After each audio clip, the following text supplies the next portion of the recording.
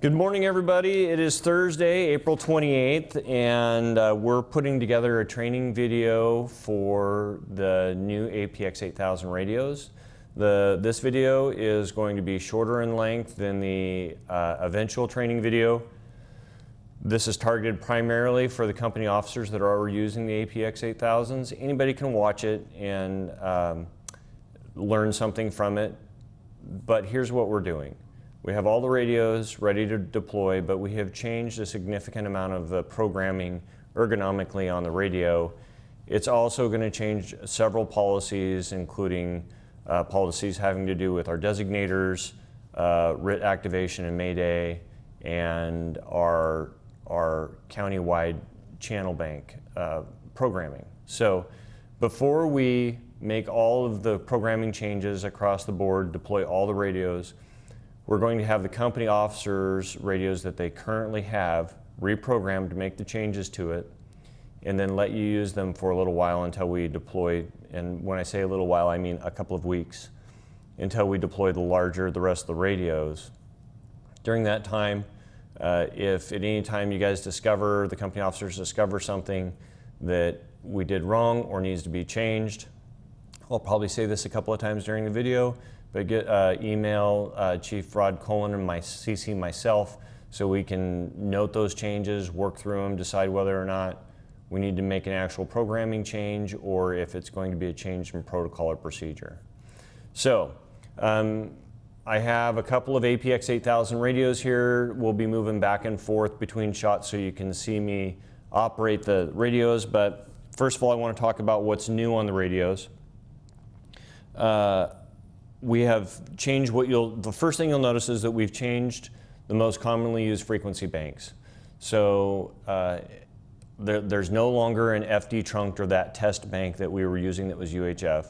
We have a primary bank, which we refer to as base, and that is a specifically built bank that's UHF that we should be running on all the time. You'll find that on the top selector here, if you can see that, right here in the ABC selector. So when you're running the ABC selector, if you run it in the middle on B, that will be the primary bank, the UHF bank in the center. And that's where we anticipate that most people will run all the time. We'll go over what the other two banks are, but that'll be one of your primary controls. You should reduce the need for you to change channels or do anything. Most of our frequently used channels are within that B bank. Then looking back at this radio, on the A side would be our auxiliary, which mimics the primary bank, but it's VHF. The reason that is important is if you need to cycle either way to get to a VHF Firecom 1, you can cycle back and forth, and either one you'll have Firecom 1 VHF there. RIT activation. This is another large change, relatively large change, and most of these things are going to trigger change in the policies that we currently use. So bear with me while I just do a really quick demonstration. Hopefully you guys have your APX 8000s in your hand right now while you're watching this video. If you don't, pause the video, go get it. I'm not sure if you're watching this video before we've done the reprogramming or after. The plan right now is that next Thursday, the 5th, I will come around to every station with the radio shop and we will physically reprogram the APX 8000, the officer's radio, and we'll do a few other changes to the radio that I'll talk about it in a minute. So the big changes with the RIT activation is now you have to depress the RIT button for 1 full second before it activates. The reason for that is to try and eliminate false RIT activations or accidental RIT activations. Your boom mics will also still have a RIT button to activate, but you have to depress it for 1 full second. The other big change there is that instead of being open for 30 seconds, the channel will be open for 15 seconds. And a audible and visual indicator that there has been a RIT activation will show up on everybody's APX 8000 handheld radio and the mobile radios. So I'm going to demonstrate that real quick, and you should be able to see it on this radio sitting on my desk. Okay, so I'm going to go ahead and hold this up here and activate a RIT. So I'll hold the button for 1 second. ESFD auxiliary zone. Okay, now you can see that it's showing both that there is a RIT, and it's showing the alias or the designator in this case. And so when we say alias, we're programming the radios to be paired with an actual designator or a position. So if this was the Engine 2 firefighter, you would see emergency call E2 firefighter, E2FF, okay? And that will persist. It will have an open mic for 15 seconds. Now, if I want to clear that, I can clear it right here by holding down my RIT button for 5 seconds.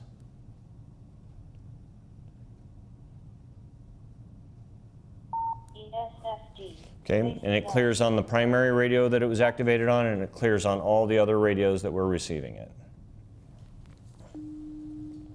Okay? So that's the big change in RIT. Go through that several times. Just know that as you test it, there's a couple of things that we're not completely sure on yet.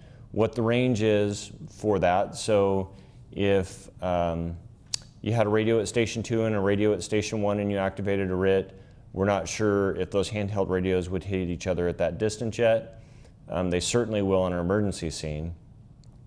The other piece is that all of the other radios will only receive that RIT activation if they're either in the scan function, you actively have the scan turned on, or you are on FireCom 2 or lane 15. When you're on FireCom 2 or lane 15, those are automatically set when you turn to that channel to scan the RIT channel also. So the other thing that you'll find there is that you will not have the ability to go in and manually scan or go to your scan bank. Now let's talk about scan banks for a second. I'll hold this up in front of the radio. When you hit your scan button, which is the double buttons in the middle, it will allow you to scan. It's not going to allow me into, right now you can see it says nuisance. When you're on lane 15 in FireCom 2, that middle button with the double buttons right there will just say nuisance, which means if you have a channel coming across like the weather channel, you can silence it. But if you're on any of the other channels and you want to scan, say you're on FireCom 3 on a medical call and you want to go to you want to scan your scan bank, so you'll activate that button. It'll say scan right there where it says nuisance right now. You hit that double dot button, and it'll come over and it'll scan this bank of channels right here. Okay? So hopefully that is clear. So a couple of other things that may not be really evident to you, the company officers as users right away, but we have reconstructed all of the ANI numbers. So the ANI numbers are the numbers that identify the radio in case of a RIT. They are associated with a position on the fire department. When you activate your RIT, the ANI number is used to program into dispatch to know who has activated that RIT. The ANI numbers have been reconfigured. It happens in the background. Where you will notice it is when you go to swap out a radio and you have to give the ANI number, it'll be a different series of numbers than maybe you were used to in the past, where we had 3-digit numbers. I think most, if not all of them, are 4-digit numbers now.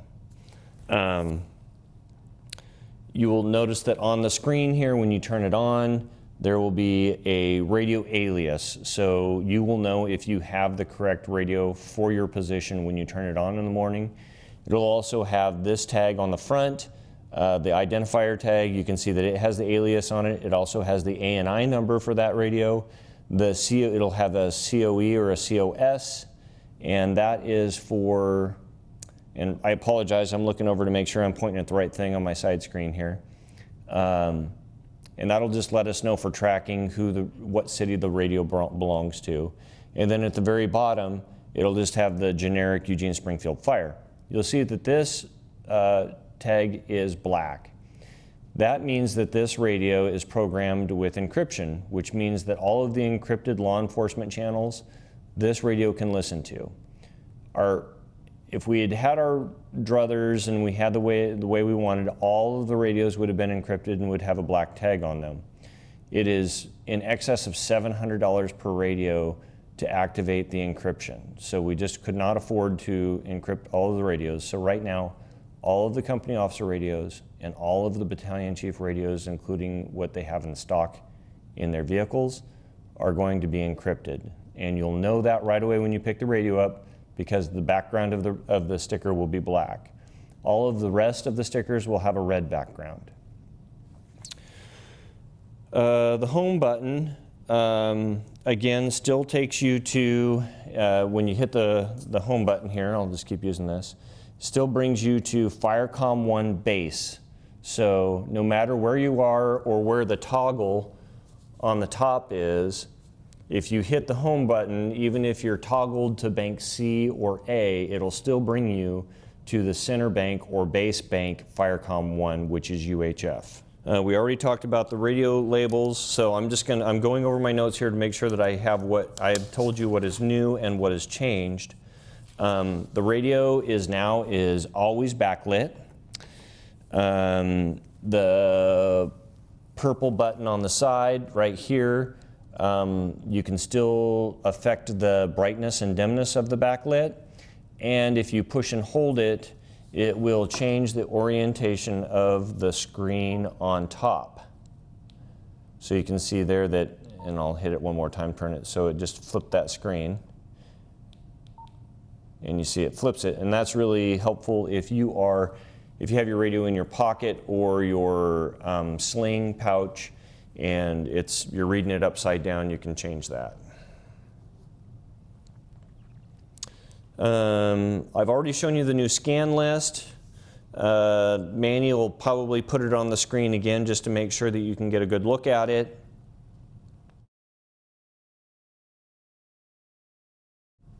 Another big change, and this was asked for specifically by you, the company officers, was you can change the radio channel while it's off. So if you get into the rig, you're on your way to the fire, you're dealing with your mobile radio, you reach down into either your jacket or your radio pouch, and you can select your radio channel you want. When you go to turn the radio on, it'll be on that channel. So you can see that I am on FireCom 2 right now. I'll go ahead and shut the radio off, and then I will go to FireCom 1, turn it back on.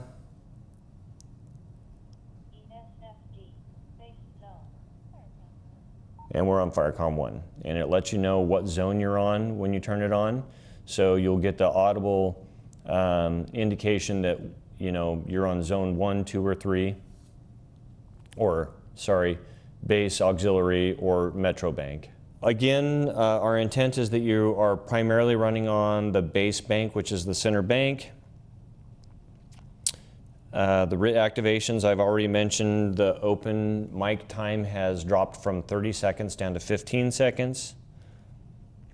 Both of the side buttons here have been deactivated, so they just don't do anything. And I'm just going to reiterate again that the RIT activation, to activate the RIT, you have to push and hold that button for a full second. To deactivate the RIT, you no longer have to remove your battery. You just push and hold that for a full 5 seconds. One other thing is that in the past you've been able to mute the radio selector. So the preset indicators of what channel you're on, the voice recordings, you can no longer mute that. It is always on.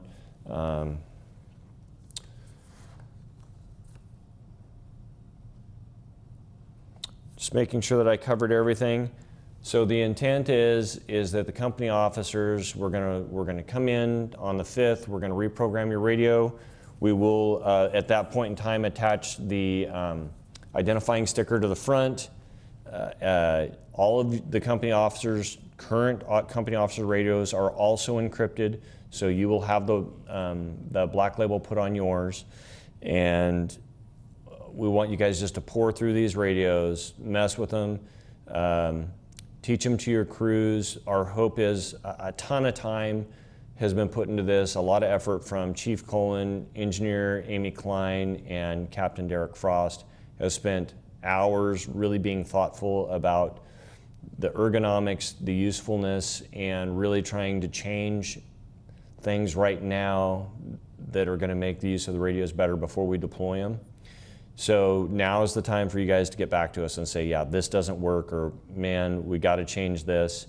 So please send us an email, send us a text. If you text us, text both of us just so we're both getting the same information. That's Chief Colin and myself.